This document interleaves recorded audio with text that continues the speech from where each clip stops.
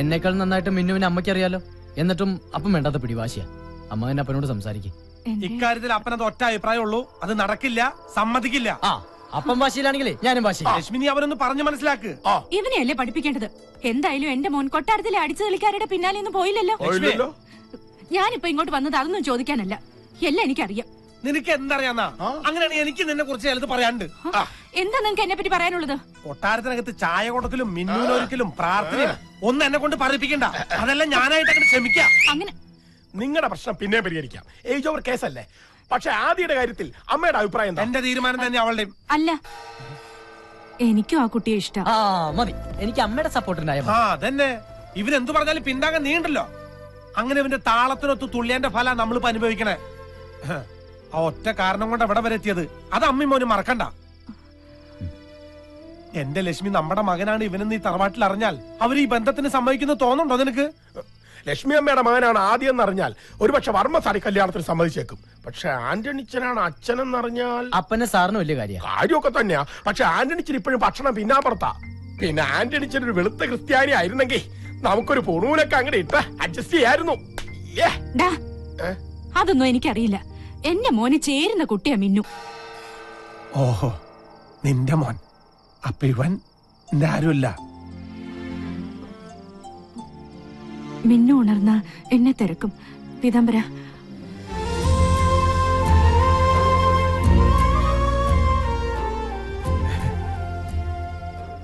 ഇപ്പൊ അമ്മയും മകനും ഒറ്റക്കെട്ടായി.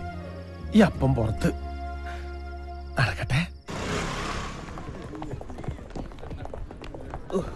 അങ്ങനെ ഇന്നത്തെ കഴിഞ്ഞു. പൗഡറൊക്കെ കഴുകിക്കളഞ്ഞ് സ്വന്തം രൂപം തിരിച്ചു പിടിക്കാം.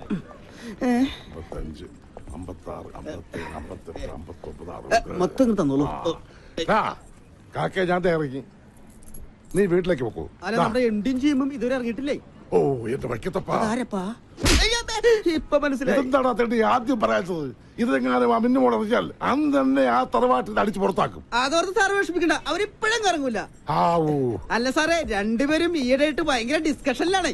എന്താ? അല്ല, ഡിസ്കസ് ചെയ്ത് നമ്മുടെ മിന്നു മേഡത്തിനെ ആദ്യം സാർ അടിച്ചിട്ട് പോകോ? മിന്നു മോളെ പറ്റി നീ ഒരു അക്ഷരം പറഞ്ഞാൽ അവൾ എന്റെ മോൻ രാഹുൽ കെട്ടാൻ പോണ പെണ്ണാ. മിന്നു, ഞാൻ പറയുന്നു കേക്കണ്ട. ആദിയുടെ പുരാണം നീ കേക്കണം. എന്റെ വീട്, അച്ഛൻ, അമ്മ. ഞാൻ പറഞ്ഞല്ലോ, കൊറേയൊക്കെ എനിക്കറിയാം. നിനക്കറിയാത്ത പലതും ഉണ്ട്. ഇനി എന്തെങ്കിലും കാരണം പറഞ്ഞു ഒഴിഞ്ഞു മാറാനാണെങ്കിൽ അങ്ങനെ ആയിക്കോ. ആദ്യമായിട്ട് എനിക്ക് തിരിച്ചു തന്ന സന്തോഷങ്ങളും സ്വപ്നങ്ങളും തിരിച്ചെടുക്കാനാണെങ്കിൽ എനിക്കൊന്നും കേക്കണ്ട.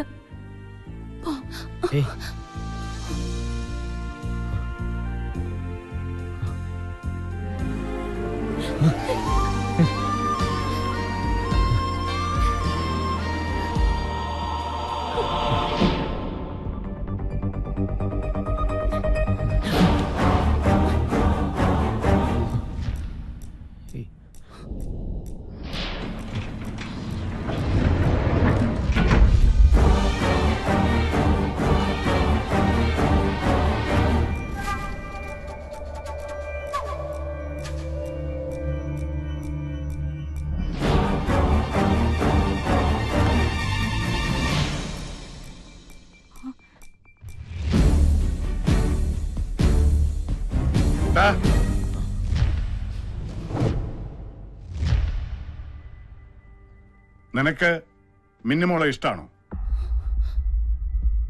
അതെ.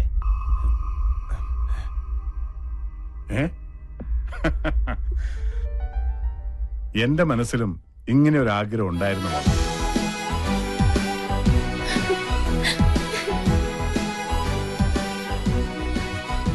അളിയാ, പെങ്ങളെ ജീവിച്ചിരുന്നപ്പോ എനിക്ക് തന്ന വാക്കാ മിന്നുവിന്റെയും എന്റെ മകൻ രാഹുലിന്റെയും കല്യാണം. വാക്കല്ലി മാറ്റാൻ പറ്റും, നാക്ക് മാറ്റാൻ പറ്റില്ല.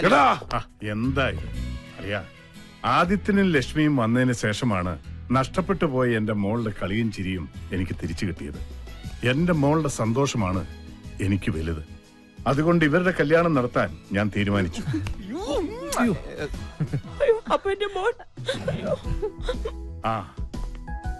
ആന്റണി, ആദിത്യന്റെ കോലോത്തി എന്ന് അച്ഛനോടും അമ്മയോടും പെട്ടെന്ന് ഇങ്ങോട്ട് വരാൻ പറയണം.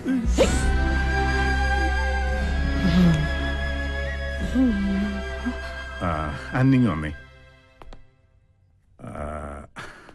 അതെ, ഈ കല്യാണം കഴിഞ്ഞിട്ട് വേണം നമുക്ക് എത്രയും പെട്ടെന്ന് ഞാൻ പറഞ്ഞ കാര്യം തീരുമാനിക്കാൻ.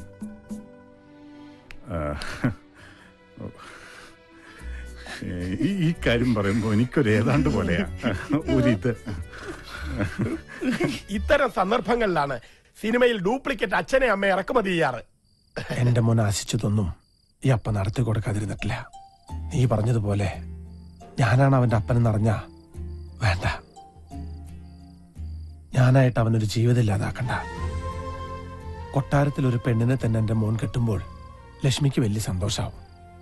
അവരുടെ സന്തോഷ ആന്റണിയുടെ സമ്പാദ്യം. ഈ അപ്പനൊരു അപേക്ഷയുണ്ടെന്ന് ആദ്യോട് പറയണം. ആദ്യം മോന്റെ അച്ഛൻ മരിച്ചെന്ന് വേണമെങ്കിൽ പറഞ്ഞോട്ടെ, പക്ഷേ വേറൊരു അപ്പനെ കൊണ്ടുവന്ന് നാടകം കളിക്കരുത്. അത് ചിലപ്പോ ഈ അപ്പന് സഹിക്കില്ല.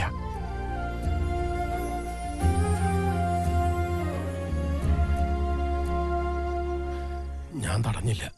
തടഞ്ഞാലും ആന്റണിച്ച് നിൽക്കില്ല എന്ന് എനിക്കറിയാം.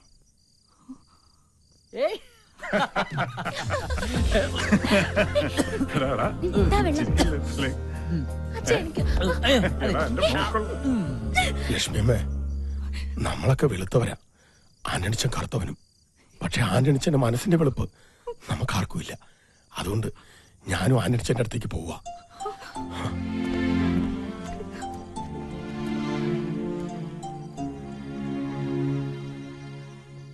ലക്ഷ്മിയമ്മേ, ലക്ഷ്മിയമ്മ എന്നും എന്റെ ആദിയുടെ ഒപ്പം ഉണ്ടാവണം.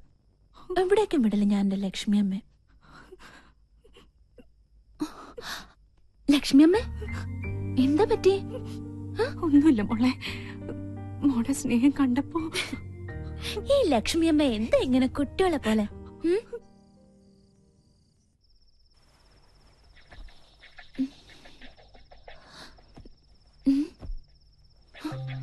ലക്ഷ്മിയമ്മ, ലക്ഷ്മിയമ്മ, അച്ഛാ, അച്ഛാ. നിങ്ങൾ രണ്ടുപേരും ഒന്നിച്ചല്ലേ ഇന്നലെ കിടന്നത്? രാത്രി ലക്ഷ്മിയമ്മ കുറെ കരയുന്നുണ്ടായിരുന്നു. അളിയാ, അളിയാ. ഓ, എന്താളിയാ? ലക്ഷ്മിയെ കാണാനില്ല. ഞാൻ അന്നേ പറഞ്ഞതാ കണ്ടുവരെ വിളിച്ച് തറവാട്ട് കയറ്റി കിടത്തരുത്. ഇപ്പൊ എന്തായി? എന്റെ അളിയ, അതൊക്കെ പിന്നെ പറയാം. അളിയനൊന്ന് അന്വേഷിച്ചേ. നീ പോയി വേലക്കാരുടെ മുറി നോക്ക്, ഞാൻ ആ പൊട്ടന്റെ മുറി നോക്കട്ടെ. അമ്മ, ഞാനൊന്ന് പറയുന്നു. മോനെ, അപ്പനെ മാറ്റി നിർത്തിക്കൊണ്ടുള്ള ഒരു സന്തോഷവും നമുക്ക് വേണ്ട. അപ്പന്റെ കണ്ണീര് വീണ കേതി പിടിക്കില്ല. അമ്മ കരയാതിരിക്കേ. നേരെ ഒന്ന് വെളുത്തോട്ടെ. എല്ലാ സത്യങ്ങളും തുറന്നു പറഞ്ഞ് നമുക്കിവിടെ നിറങ്ങാം. ആ, കരയല്ലേ എന്ന്.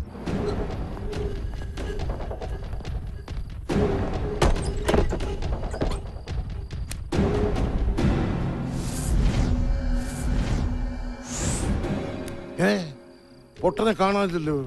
അപ്പൊ രണ്ടുപേരും കൂടെ സ്ഥലം വിട്ടതായിരിക്കും. എന്തൊക്കെയാണാവോ അടിച്ചു മാറ്റിക്കൊണ്ട് പോയിരിക്കുന്നത്. ഇനി ആ മാനേജരെ പിടിക്കാം.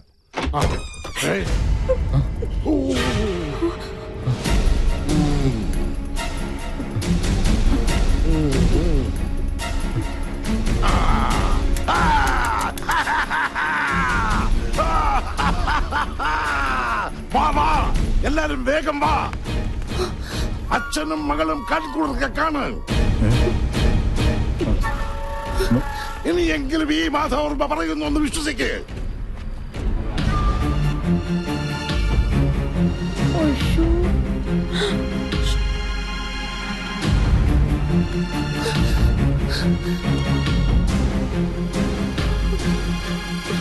എനിക്കന്നേ സംശയമുണ്ടായിരുന്നു.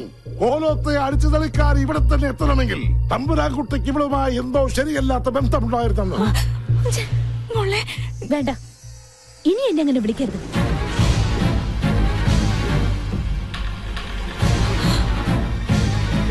ഓ, എന്നാലും നിങ്ങൾ എന്തൊരു സ്ത്രീയാണ്.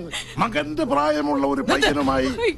അതെ, മകൻ തന്നെയാ.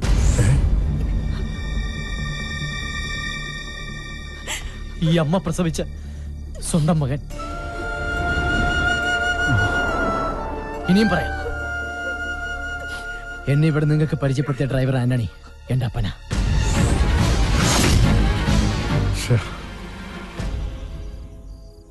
എന്താ എല്ലാരും നോക്കി നിൽക്കുന്നേ? അടിച്ചിറക്കടായി തള്ളേ മോനെ.